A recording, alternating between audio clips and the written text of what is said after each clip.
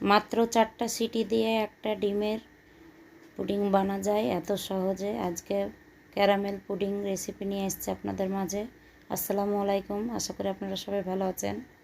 আজকে এখানে প্রথমে ক্যারামেল বানিয়ে নেব। এখানে 2 টেবিল চামচ চিনি নিয়েছি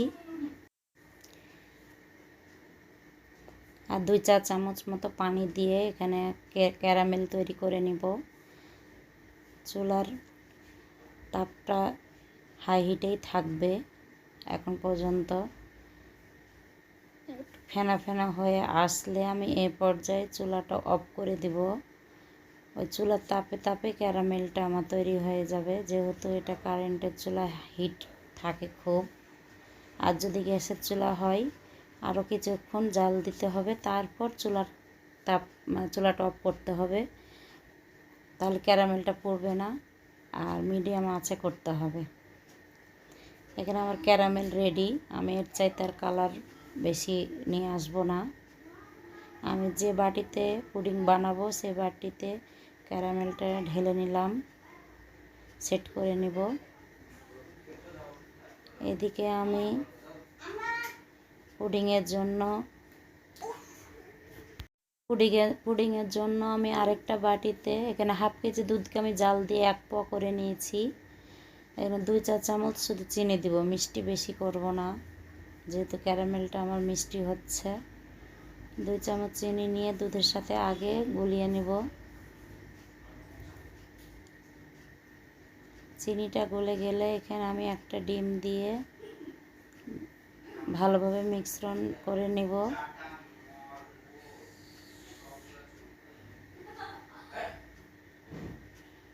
ভালোভাবে ফেটিয়ে নিতে হবে যেন দলা না থাকে।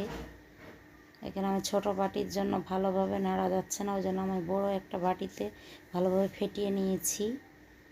ভালোভাবে ফেটানোর পর আমি নিয়ে হাজির হব।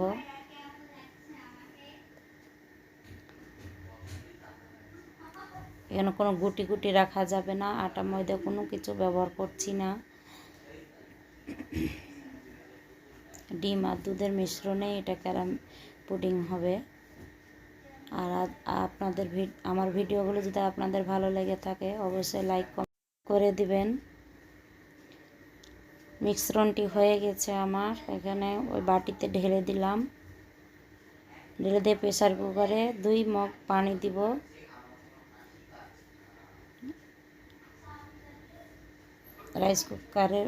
প্রেসার কুকারের মধ্যে বাটিটা বসিয়ে দিলাম।